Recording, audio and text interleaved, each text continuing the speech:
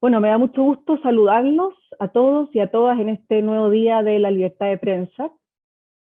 Veo aquí que hay estudiantes de Viña, de Santiago, profesores y profesoras, especialmente por los tiempos que estamos viviendo en la Escuela de Comunicaciones y Periodismo de la Universidad Adolfo Ibáñez. No quisimos pasar por alto este día y por eso se nos ocurrió traer un invitado especial. Así que quiero agradecer y saludar, por supuesto, a John Otis, que está en Bogotá, Colombia, una hora más temprano que nosotros. John, buenos días. Ay, muchísimas gracias, Bárbara, y muchas gracias por la invitación. Un placer estar con ustedes todos.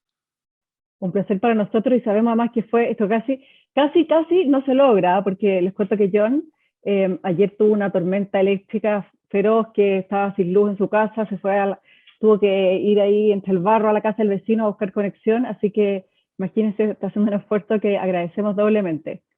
John es periodista, él vive en Colombia hace muchísimos años, es norteamericano, colabora actualmente con la radio, con la NPR, la radio pública, trabaja también para el Wall Street Journal, pero hoy está aquí en calidad de relator para CPJ, que es el Consejo de Protección de Periodistas, una organización independiente que desde hace más de 40 años promueve la libertad de prensa alrededor del mundo y además, algo muy interesante, por si quieren ver su página web, se dedica a documentar situaciones que afectan a periodistas y a temas relacionados con la libertad de expresión. John, bueno, yo a John lo conocí mucho en Colombia, es un fantástico periodista, muy riguroso, gran ciclista también. Nos va a poder contar, la idea es que conversemos esta mañana un par de temas que tienen que ver con este tema, por supuesto, de la libertad de expresión, los grandes desafíos que están enfrentando periodistas alrededor de todo el mundo y de América, pero me gustaría que al final podamos abrir un espacio para preguntas de ustedes que pueden hacer en el foro de nuestro webinar. El foro está abierto, a veces se les pueden ocurrir preguntas durante la conversación, pero sí las vamos a leer al final, ¿ya? Eso. Así que no digo más y partimos para escuchar a John. Lo primero que te quería preguntar, o sea, partamos con algo bien general, tú que estás monitoreando todo el tiempo la situación de la región, de varios países, me encantaría que nos contaras cómo has visto que la pandemia ha afectado el tema este del ejercicio profesional.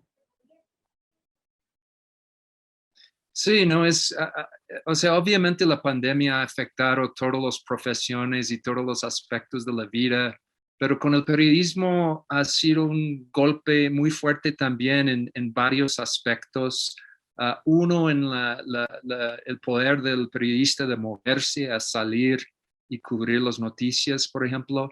O sea, en muchos casos hoy día el periodismo ahora es puro de escritorio.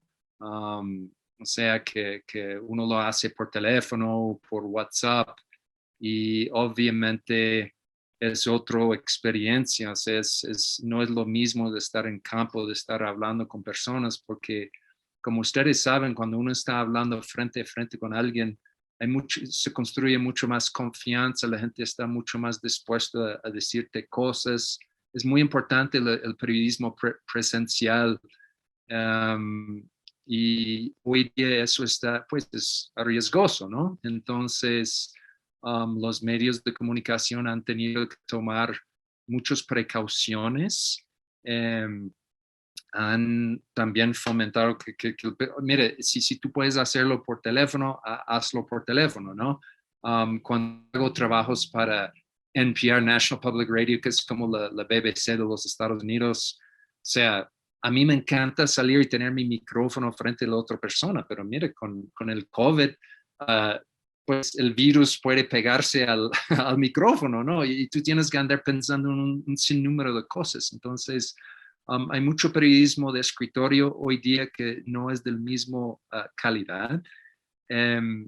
Y en los casos cuando uno consigue permiso, o sea, con sus editores, de salir a la calle, hacer informes,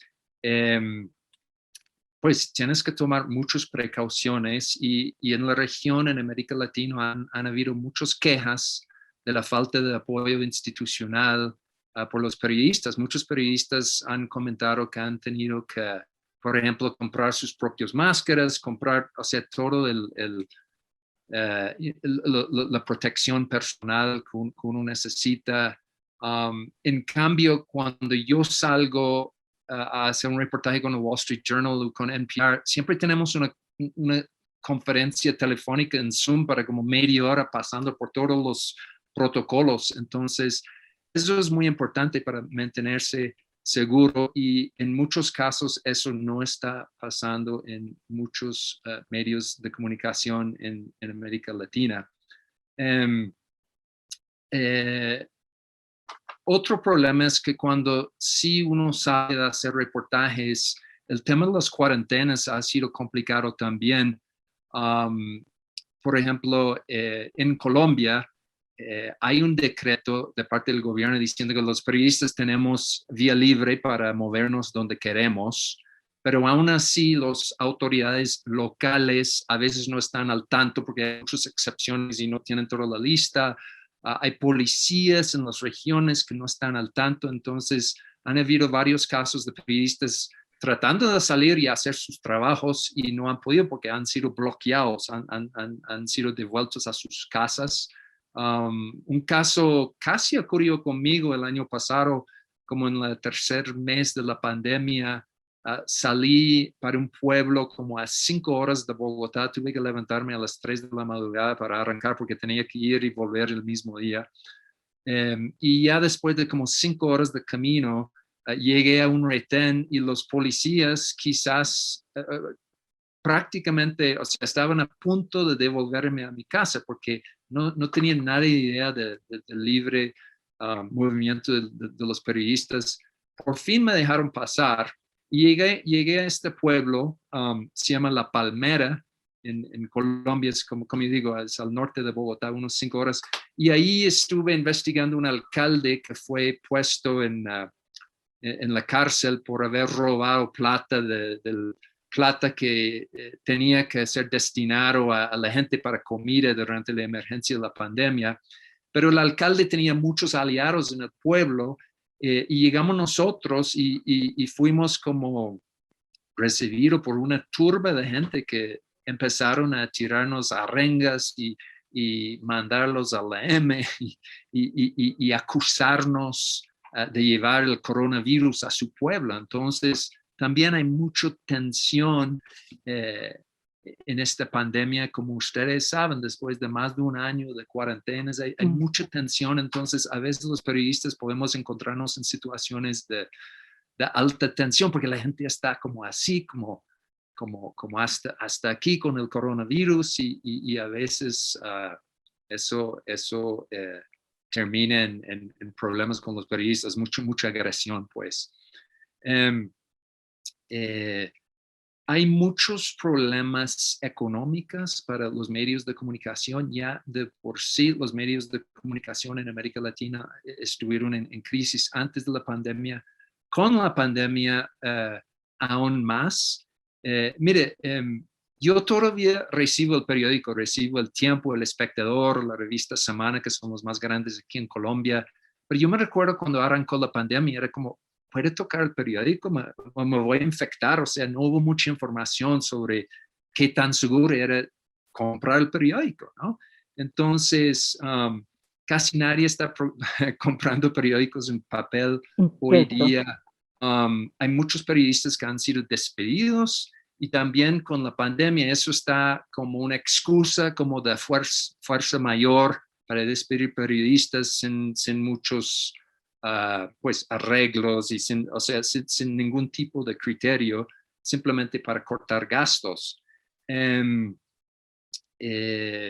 También hay, como todos los seres humanos, los periodistas han tenido mucho más estrés. Muchos periodistas los que han tenido que salir a la calle, por ejemplo, tienen mucho miedo de infectar sus familiares, sus seres queridos.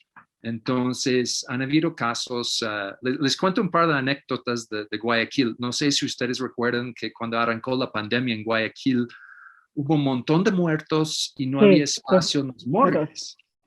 Sí, entonces yo hablé con un par de periodistas allá que estuvieron como hospedándose en hoteles para no volver a sus casas. Entonces, imagínense haciendo su trabajo muy estresante todo el día y luego pues quedando en un hotel para un mes, 2 meses para no infectar sus familiares. Hablé con un periodista de Ecuavisa o Teleamazonas en Guayaquil.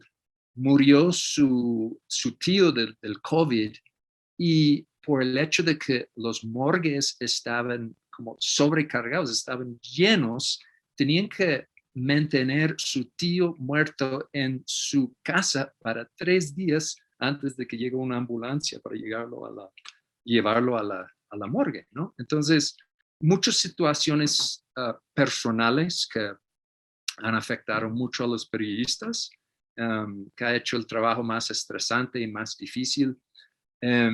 Y un otro punto ahí, también los gobiernos, especialmente los gobiernos autoritarios, con pinta pues más autoritario que democrático, han aprovechado la pandemia de aprobar algunos nuevos leyes o firmar decretos que ha hecho un poco más difícil para que los periodistas puedan conseguir información. Un ejemplo está en Brasil, el gobierno de Bolsonaro básicamente canceló una ley por decreto dijo que pues no toca respetar la ley de libertad de información cuando los periodistas están investigando y están buscando información del gobierno. Bolsonaro dijo que pues dado a la pandemia que no tiene nada que ver, las instituciones gubernamentales no tienen que revelar esa información.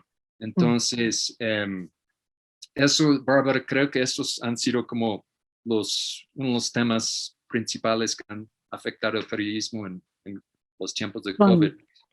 Son hartos puntos, porque en el fondo y a mí me preocupa especialmente el tema de la rigurosidad, cómo se pierde la capacidad de reportear y de estar en terreno, porque eso finalmente termina afectando la calidad del periodismo que le llega a las personas, sumado también a esta desconfianza que se está creando también contra los medios, cuando tú dices que tú fuiste atacado en este pueblo, qué sé yo. Claro, ahí hay probablemente quizás hay algo orquestado de parte de la autoridad, pero también se dan situaciones, y lo hemos visto, de no poco, lo hemos visto acá en Chile también, de cuando están los periodistas reporteando, que llega la gente y ataca a la prensa porque, no sé, porque no confía, porque no le gusta que esté presente, y eso también obstaculiza el ejercicio del periodismo. Y en eso, Bárbara, un punto más que se me olvidó de mencionar, en la época de COVID es cuando más necesitamos muy buena información. Y es el momento cuando se está poniendo muy difícil a dar esa buena información, dado a todos esos problemas que hemos mencionado. Pero el público necesita información veraz y es un momento muy importante para el periodismo. Y ha sido muy difícil en muchos casos. Totalmente. Ustedes se dedican a documentar, en realidad, toda esta, como, quejas o situaciones que desde los periodistas les entregan a ustedes como organización, ¿no es cierto? Como están como monitoreando todo el tiempo este tipo de situaciones.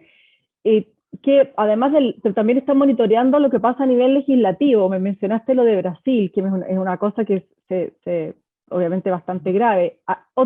¿Qué otro país se han conocido como hechos en los que los gobiernos se aprovechan un poco de la pandemia para mantener un poco bajo control a la prensa y también controlar así el flujo informativo? Más allá de Venezuela, que es el caso que uno siempre cita, Venezuela. Hay un par de otros casos que...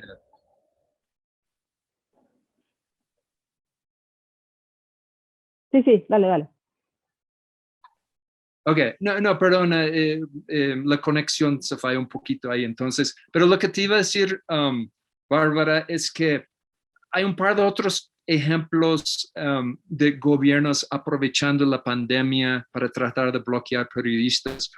Otro caso que ocurrió en Brasil, por ejemplo, el alcalde de Río de Janeiro mandó empleados de la misma alcaldía para bloquear los periodistas que estaban tratando de cubrir el desastre en Brasil de tantas muertes del COVID. O sea, llegaron empleados de la alcaldía para, pues, bloquear la entrada a hospitales y también a filmar los periodistas con sus propios teléfonos para tratar de, pues amenazar a los periodistas. En Bolivia el año pasado con el gobierno interino de Janine Áñez, en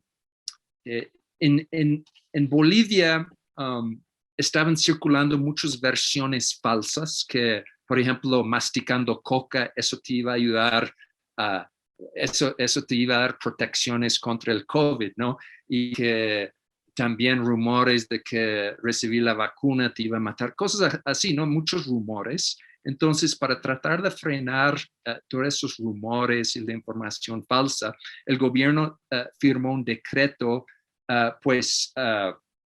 diciendo que cualquiera que pasaría información falsa podría recibir como hasta 10 años en la cárcel. Pero lo que pasa es que el decreto era tan amplio, el lenguaje en el decreto era tan amplio que cualquier periodista que cometería cualquier errorcito en su nota, o sea, él podría caer preso bajo ese decreto, ¿no? Entonces, y también hay otros casos.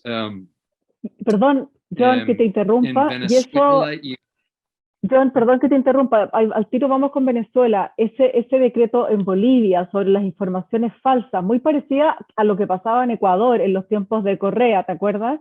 Donde se castigaba con cárcel a quienes se equivocaran o intencionalmente cometieran errores, digamos. ¿Sigue vigente? Está todavía... Ese decreto, ¿sabes una cosa, Bárbara? Y eso es como un ejemplo de lo que hacemos en el CPJ, el Comité para la Protección de los Periodistas.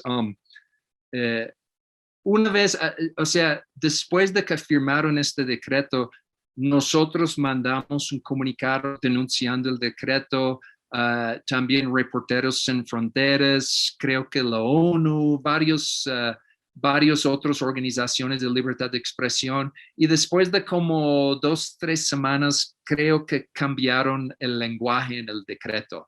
Entonces, a veces estas organizaciones como el CPJ funcionan.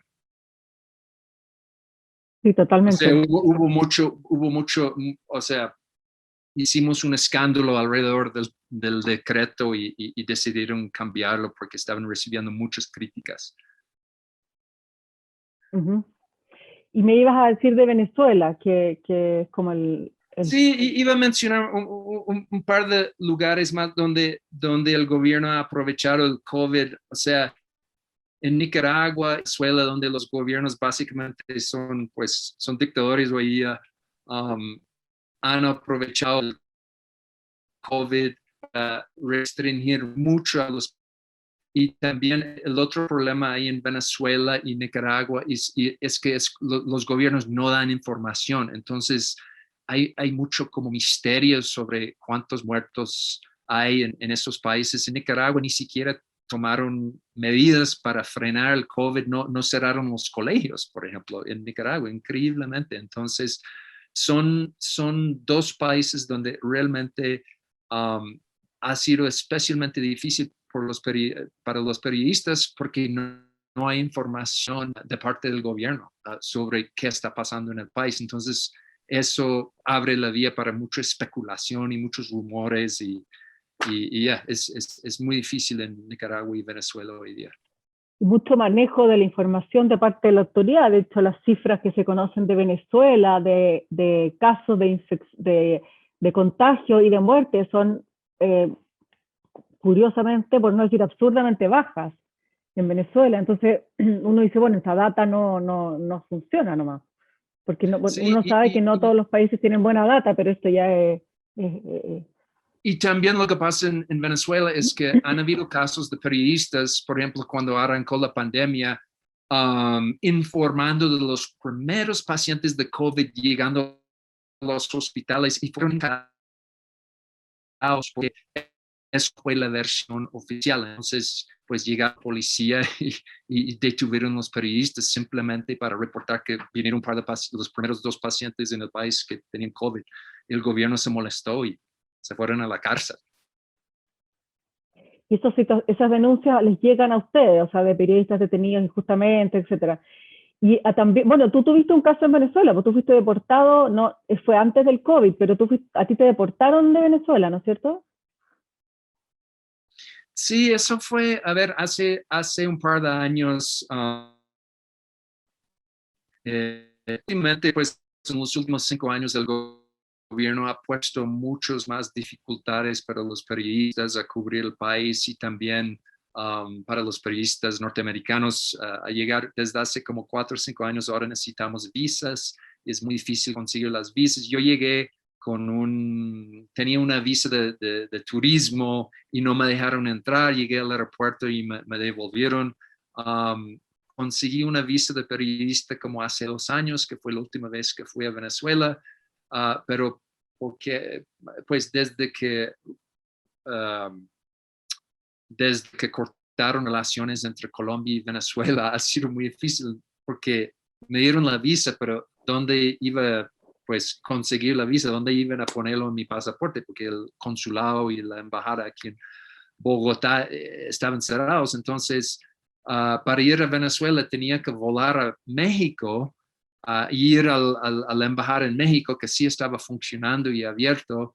Entonces tenía que hacer un gran triángulo, Bogotá, México DF, Panamá, Venezuela para llegar. O sea, 3 días para llegar a un país que es al lado, ¿no? Normalmente es 1 hora y media de vuelo. Entonces se ha puesto mucho más difícil para los periodistas, los corresponsales extranjeros a llegar y cubrir a Venezuela. Y eso fue antes de la pandemia, entonces imagínense ahora. Es lo que tiende a pasar en los gobiernos autoritarios, al final, que la prensa extranjera no puede entrar, no puede contar y terminamos sin saber realmente lo que está pasando. O sea, porque en Venezuela, claro, lo que dices tú, está la prensa, pero es la prensa local, la mitad está amordazada, hay otros detenidos y otros simplemente dejaron de hacer periodismo. Nosotros conocemos ahí un par de casos, no sé, pues fotógrafos que están ahí, que están haciendo lo que pueden, pero cada vez más difícil y con más restricciones. Y no hay Y mucho que también hacer ahí al para final.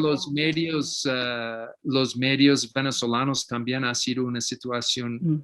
sumamente difícil. De hecho, los organizaciones más importantes hoy día, los medios más importantes hoy día, como Efecto Cucuyo, Armando.info, El Pitazo, Runrunes, muchos de ellos básicamente funcionan en exilio. O sea, Armando.info, que los estudiantes deberían chequear en el web, que tiene muchas muy buenas investigaciones sobre el gobierno en Venezuela. La última gran investigación de ellos tenía que ver con un colombiano que se llama Alex Saab, que tenía mucho que ver con corrupción y corrupción en los redes de distribución de comida. Y hay prácticamente una hambruna en Venezuela. Mm. Pero mire, el gobierno trató, amenazó los periodistas, los editores de Armando.info con la cárcel. Entonces se fueron de Venezuela y están operando desde aquí en Bogotá desde hace poco, desde las oficinas de la revista Semana. O sea, uno iría a Semana al 5º piso, ahí estaba funcionando un medio de comunicación venezolano. Efecto Cucuyo, otro muy buen sitio en internet. Sus editores están en los Estados Unidos también, va y viene, porque siempre están recibiendo amenazas. Entonces, para como tratar de calmar las aguas un poquito, se van. Entonces, sí, la mitad de la prensa venezolana hoy día, o sea, de esos webs de muy buena calidad que realmente investigan, que fiscalizan lo que está pasando, han tenido muchos problemas operando en Venezuela y han tenido que como hacer sus operaciones con un pie en los Estados Unidos, en Colombia y otro pie en Venezuela. y lo más difícil, reporteando a distancia, y reporteando a distancia, que también te hace una dificultad y te genera dudas sobre también si realmente lo que están logrando es de tanta calidad muchas veces. ¿Y cómo se financian estos medios, John? Mira, acabo de hacer un informe sobre este tema que está en el web del CPJ. Muchos de ellos, oye, mire, si ustedes creen que los medios de comunicación en Chile están en problemas y en una crisis económica porque pues que hay pocos suscriptores y que han perdido muchos anuncios y etcétera, pues en Venezuela es peor porque el dinero no vale nada. Es como, yo no sé cuál es la tasa de cambio hoy día, pero digamos, si tú tenías un modelo económico donde dependías de anuncios, de suscripciones y de donaciones locales, pues en Venezuela el dinero no vale nada. Entonces tú puedes recibir miles de millones de bolívares y no es nada. Entonces, prácticamente estos medios de comunicación dependen en su totalidad, un 90% en la filantropía. Entonces, hay organizaciones como the Ford Foundation, Open Society, Luminex, Luminate, y, let's see, National Endowment for Democracy, como en los donantes internacionales. Eso ha sido para Venezuela sumamente importante. Y obviamente los donantes, la filantropía, a jugar un papel mucho más grande hoy día en los medios de comunicación en muchas partes del mundo. O sea, no es solo Venezuela. Hay medios como ProPublica en los Estados Unidos y otros que realmente necesitan filantropía porque hace el periodismo de calidad, cuesta bastante. Entonces, todos dependemos de filantropía, pero Venezuela es prácticamente 100% para los medios de buena calidad. Y me interesa, estos son medios pequeños. ¿Cuánta gente trabaja en estos medios pequeños que tú estás mencionando? Efecto Cucuyo, Runrunes, Armando.info, que trabajan con su gente, su equipo editoriales en el exilio. Son equipos pequeños, 4 personas, 5 personas, un periodista que graba, edita, todo, reportea. ¿Cómo funciona? Pues a veces no quieren decir exactamente cómo funciona todo eso por la seguridad de sus propios periodistas, pero básicamente, por ejemplo, Armando.info tiene como 3 editores aquí en Bogotá y en Venezuela tienen, no sé, quizás unos 10 reporteros, algo así.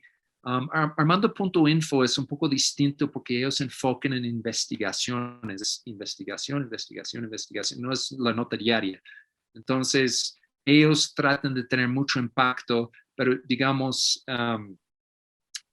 creo que ellos tendrían unos 10 reporteros, pero digamos, no todos son de tiempo completo, tienen trabajos, colaboran con otros medios u otros ONGs, porque como digo, el modelo económico es difícil, la situación económica es crítica, y también simplemente para pagar los periodistas que están adentro de Venezuela, a veces es un problema, a veces ellos tienen que buscar a alguien que está cruzando la frontera y tiene que llevar una bolsa llena de dólares o algo así. A veces pueden pagar por transferencias bancarias en los Estados Unidos. Si el periodista tiene una cuenta en los Estados Unidos, así los pueden pagar, pero digamos, el sistema bancario en Venezuela también es un caos, entonces mandar dólares a Venezuela, tú pierdes todo al gobierno, o sea, mandes $100 y el periodista va a recibir 5, algo así.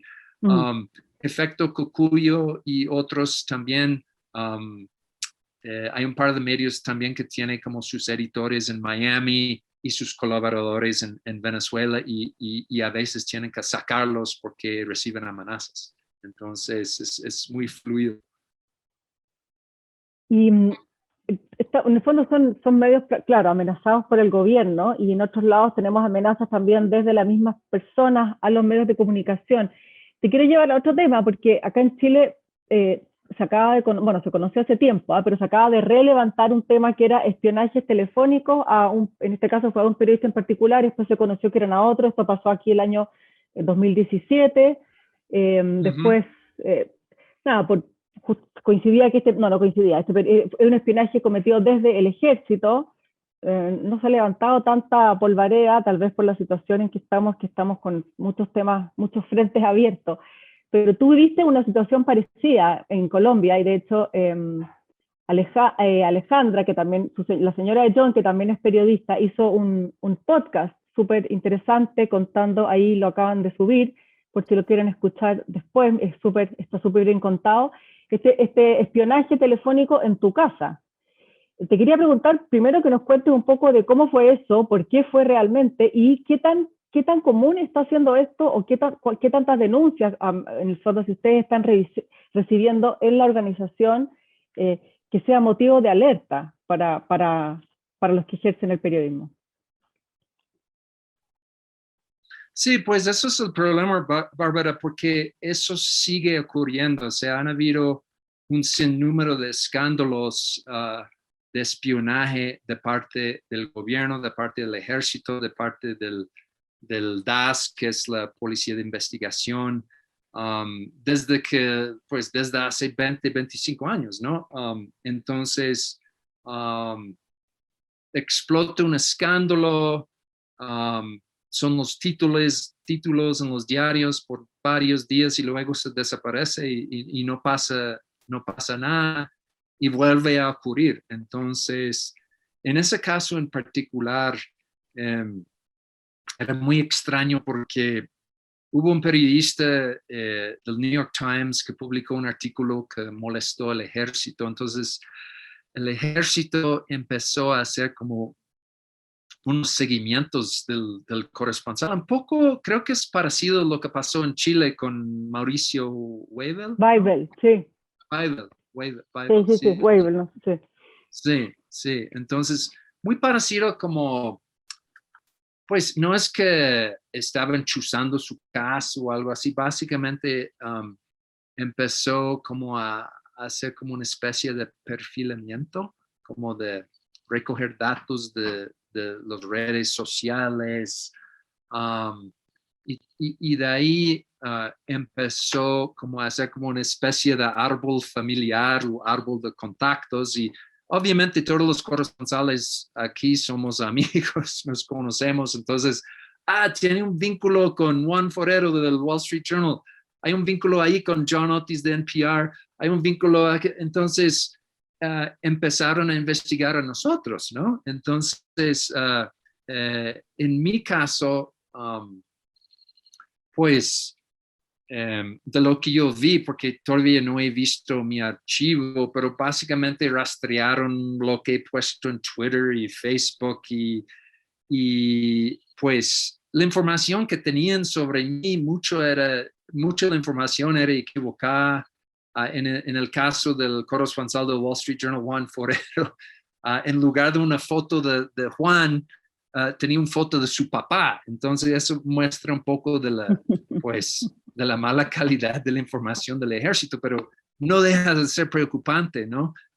Y en este caso, el ejército hizo carpetas y perfilamientos de 130 personas, muchos corresponsales extranjeros como yo, otros eran pues directores de ONGs, lo hicieron de José Miguel Vivanco de Human Rights Watch, pues de mucha gente, ¿no? Entonces, y era un poco difícil de entender el fin de esto, porque como ustedes saben, hay suficientes enemigos reales y verdugos aquí en Colombia. Hay narcotráfico, todavía hay grupos guerrilleros, hay bandas criminales, hay mucha gente para investigar, ¿no? Y terminan enfocando en nosotros, ¿no? Y uno piensa que quizás uno de los fines de todo esto es de llegar a nuestras fuentes, porque en esa época, por ejemplo, yo había ido a La Habana para entrevistar un jefe guerrillero del Ejército de Liberación Nacional, del ELN, que es un grupo guerrillero que tiene más de 50 años aquí en Colombia. Y también había hablado con algunos narcos en el sur de Colombia. Entonces, pues especulamos que quizás pensaron que a través de estos perfilamientos podrían llegar a nuestras fuentes. Y no es que esta gente es amigo nuestro, pero es nuestro trabajo como periodistas a entrevistar los buenos y los malos. Entonces era muy preocupante y todo este escándalo terminó Especialmente los la malos, John. portada de semana. No sé si Sí, pueden ver las esto, carpetas. pero sí. Las carpetas Entonces, secretas. sí. Entonces, Sí, pues un tema, porque el periodismo eso fue el entrevista a los escándalo malos. y no pasó nada. Eso fue el desastre de esto. Realmente no hubo muy poco castigo en este caso y va a ocurrir de nuevo, estoy seguro. Por supuesto que ocurre de nuevo, porque además cada vez que el periodismo entrevista a alguien que incomoda además al poder por algo, o porque es muy malo, o porque tiene información que lo incomoda, no sé, pues, todavía hay sectores de la sociedad que creen que se puede de alguna manera, no sé si amedrentar o intervenir el trabajo periodístico. No sé, aquí acaba de ocurrir una polémica muy, muy tonta para el periodismo, pero que es muy atávica en el sentido de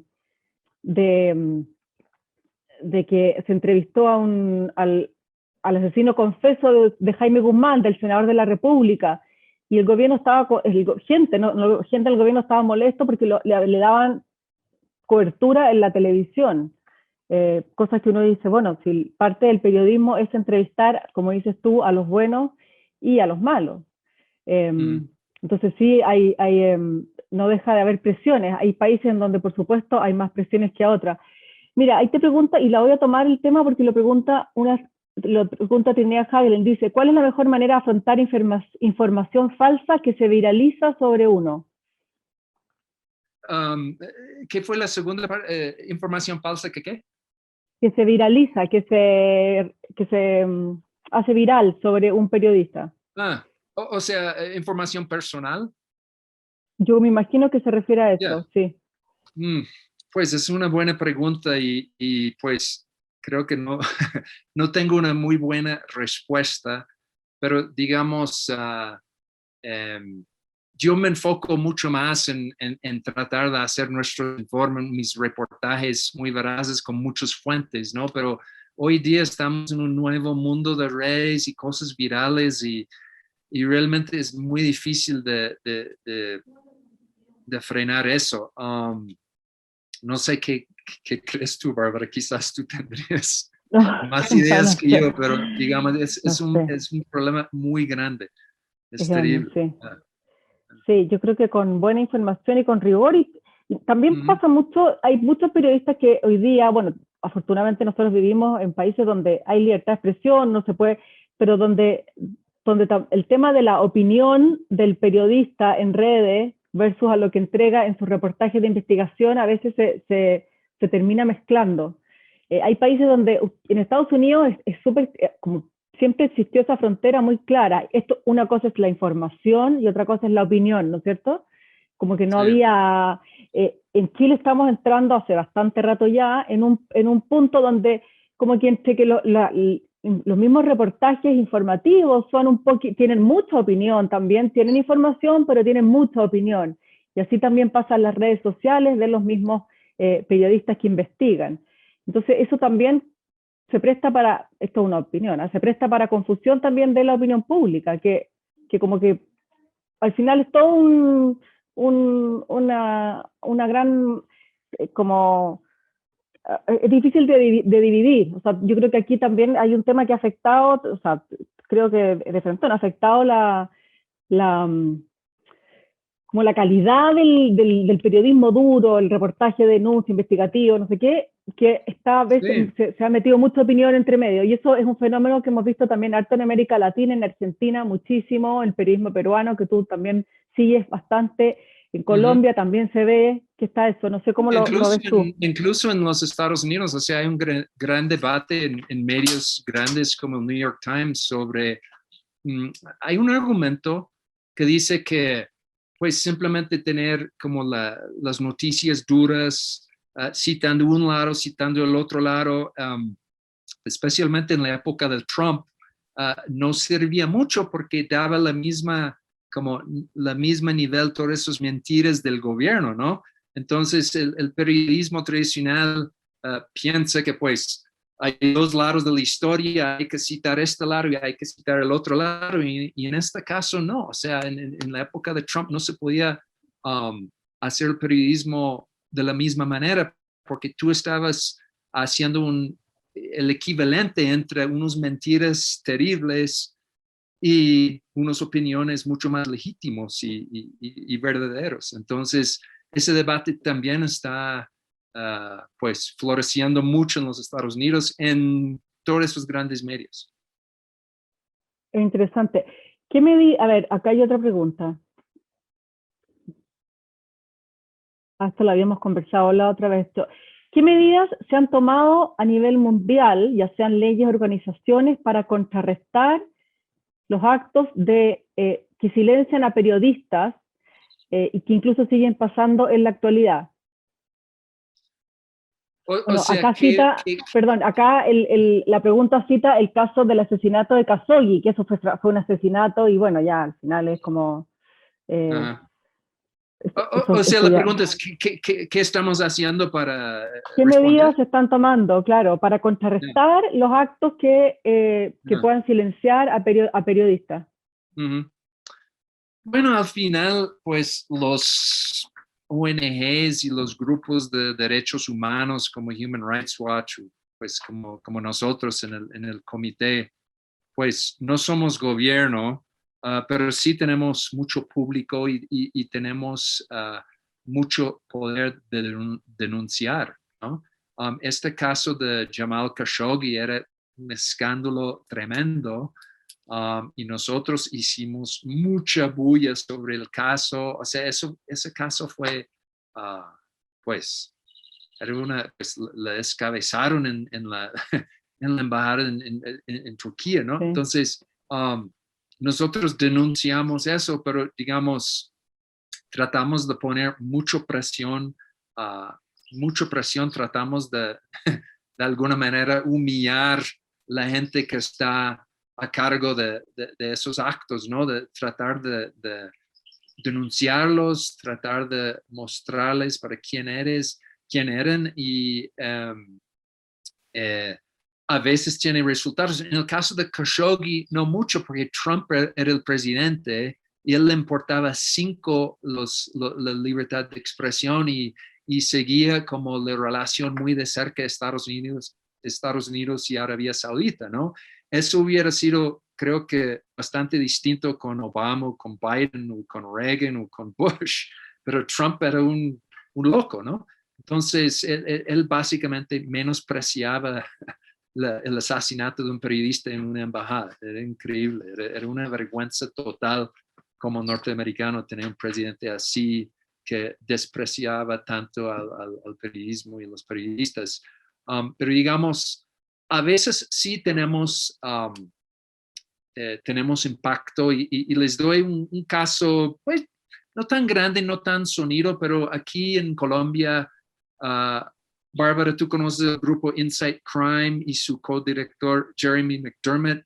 Él pasó 2 años investigando un narco aquí en Colombia y resulta que el narco estaba haciendo negocios con el esposo de la vicepresidenta.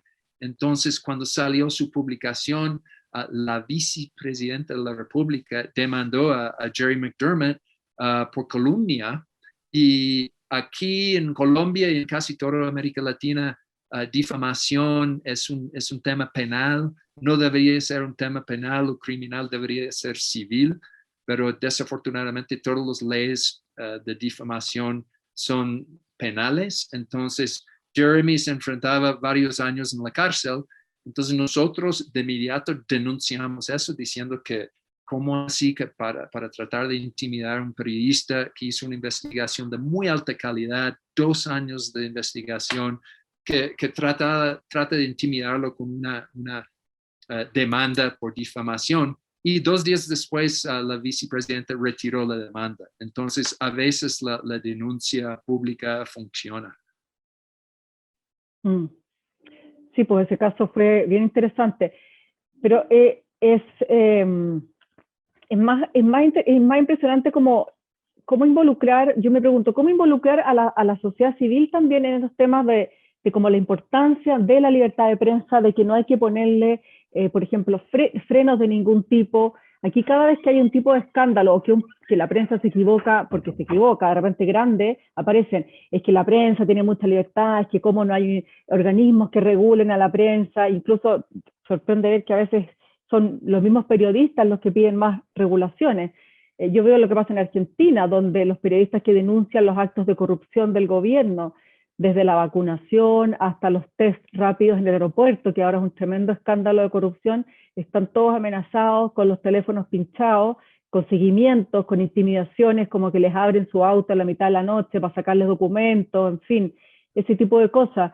Y como que son temas que nos importan a los periodistas, pero no sé si a la gente en general como que si tú sientes que hay como respaldo o si hay maneras de generar más respaldo para que la gente se involucre entendiendo que esto los afecta también a ellos por la información que reciben de vuelta. En el fondo, con un buen trabajo de periodismo, sin presiones, sin amenazas, los que se benefician es la misma sociedad. Sí, no, y uno de los problemas ahí es que o sea, obviamente hay periódicos y emisoras y canales muy serios que hacen muy buen trabajo, pero también hay de todo, ¿no? Hay periodistas terribles, corruptos también. Con Twitter y Facebook y las redes sale un montón de información. Hoy día con el periodismo ciudadano, o sea, puede ser muy bueno, pero digamos, mucha gente está recibiendo sus noticias por WhatsApp, por un grupo de WhatsApp, ¿no? Entonces, eso sirve bastante en algunos casos, pero también corren muchos rumores. Entonces, yo creo que, dado que todo el mundo puede ser periodista hoy día, todo el mundo tiene un iPhone o con una cámara ahí, puede grabar algo y subirlo a las redes. Yo creo que eso también afecta un poco la percepción del público sobre quiénes son los periodistas hoy día y hay mucho más basura hoy día que suben a las redes y que salen en los noticieros incluso. Entonces, por esa, o sea, un bajón en la calidad de las noticias tampoco ayuda.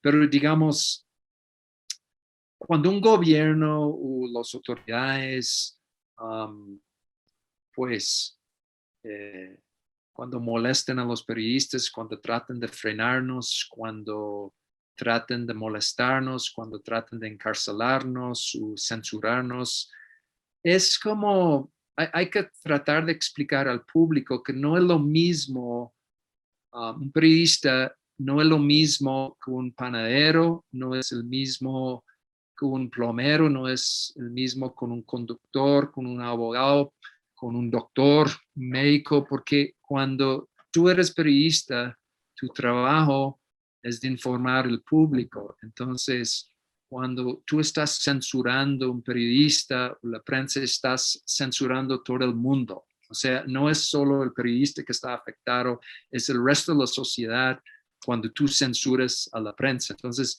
es un mensaje que hay que tratar de dar al público. No estoy tratando de decir que somos como reyes o somos especiales o somos muy delicados. No, simplemente lo que hacemos nosotros es un bien público. Tratamos de informar al público. Es importante por eso que tengamos libertad de expresión.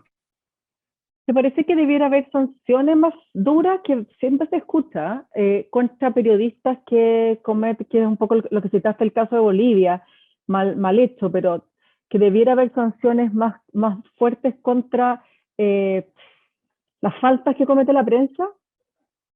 O sea, sanciones más fuertes contra Contra los los gobernantes, las periodistas. autoridades. O sea, no, contra Lo que pasa es que contra los gobernantes es difícil sancionarlo porque ellos no tienen muchas sanciones, sino que contra la prensa. Hay gente que está, o sea, yo estoy, hay gente que habla de sanciones más fuertes contra los errores de la prensa, como justamente para frenar la desinformación, que a veces son errores, pero para frenar la desinformación o los errores, dicen, bueno, debería haber sanciones más fuertes para que la prensa piense 2 veces, 3 veces antes de publicar tal o cual cosa. ¿Te parece que ese es un buen camino? Claro, claro, o sea, pero es una línea delgada. No estoy aquí para defender periodistas malos o periodistas corruptos o los que son tan flojos que no averiguan la información. Pero el problema es que muchas veces las leyes que regulan el periodismo están en el ámbito penal, criminal, como estuvimos discutiendo en el caso de Jerry McDermott de Inside Crime. O sea, difamación es un tema, o sea, claro que un periodista está publicando mentiras y realmente afectando el honor de cualquier persona. Eso es terrible, no defiendo eso para nada, pero eso debería, o sea, cualquier proceso penal debería ocurrir en los cortes civiles. Debería haber como una sanción monetaria, lo que sea, pero no cárcel, porque eso es muy intimidante. Entonces, yo creo que también hay una falta de editores hoy día.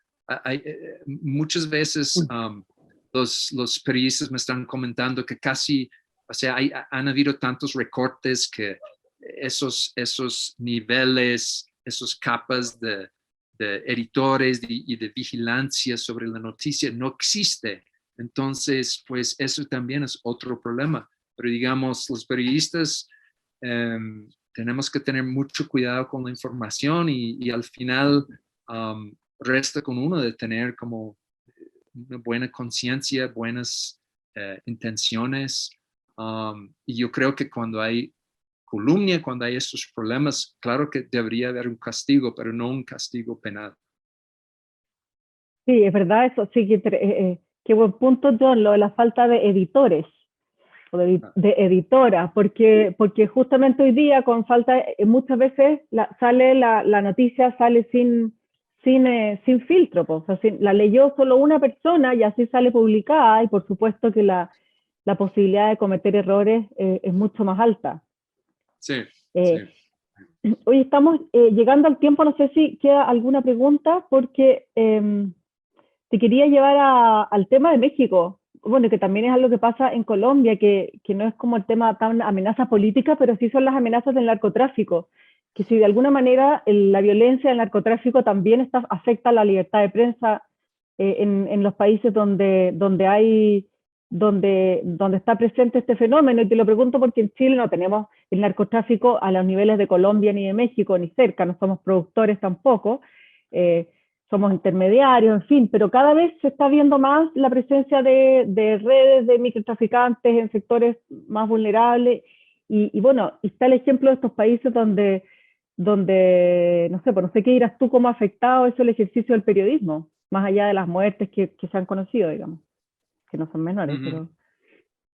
Sí, o sea, en Colombia, por ejemplo, ya no está Pablo Escobar, ya no está el cartel del Cali, el cartel del Medellín, o sea, esas series en Netflix, Narcos y etcétera. Hoy día no es tan así en Colombia. O sea, el narcotráfico sigue su rumbo y hay mucho coca y hay mucho negocio y hay muchos millonarios, hay muchos narcomillonarios aquí, pero digamos, hoy día son grupos más pequeños, menos violentos, porque se han dado cuenta de que, pues, realmente no sirve mucho a un empresario, porque al final los narcotraficantes son empresarios, ponen una bomba en el Congreso o causa un masacre.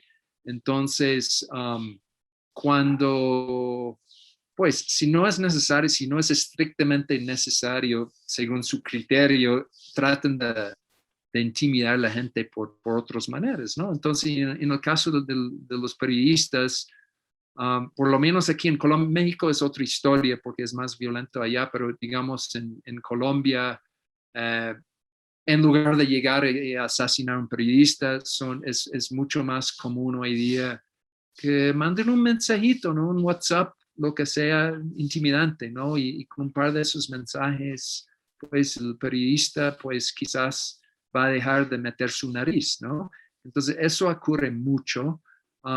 También lo que ocurre mucho aquí en Colombia es que el mundo criminal, el mundo de los narcos está muy mezclado con las administraciones públicas en muchos pueblos, en muchas ciudades, en estas zonas donde el narcotráfico es muy fuerte. Entonces, muchas veces las amenazas vienen de funcionarios públicos. Es muy aterrador, pero hemos cubierto muchos casos en donde el periodista sospecha que los mensajes vienen del, no sé, del vicealcalde o un secretario de planeación o lo que sea. Entonces, porque está muy mezclado estos dos mundos. Y la otra cosa que está ocurriendo es que por esas amenazas y también por la crisis económica, hay muchas zonas donde no hay censura, pues, oficial, pero por las amenazas y por los problemas económicos, básicamente son desiertos, o sea, no hay noticias, no hay un medio local que está reportando sobre las noticias locales porque se ha vuelto muy peligroso. Y cuando faltan noticias locales, ¿cuál es la principal consecuencia que ustedes han detectado que ocurre a nivel local, digamos?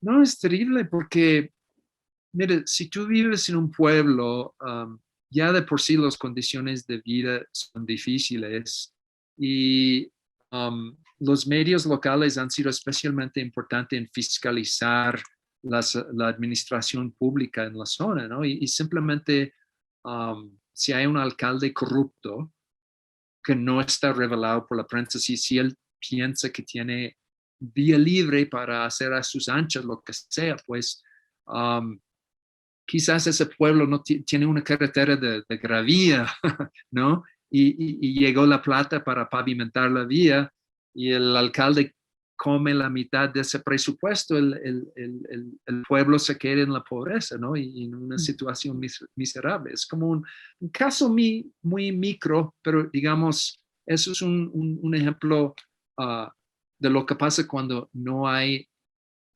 la prensa para fiscalizar a los servidores públicos. Y eso es el trabajo principal de nosotros, fiscalizar a la gente con poder.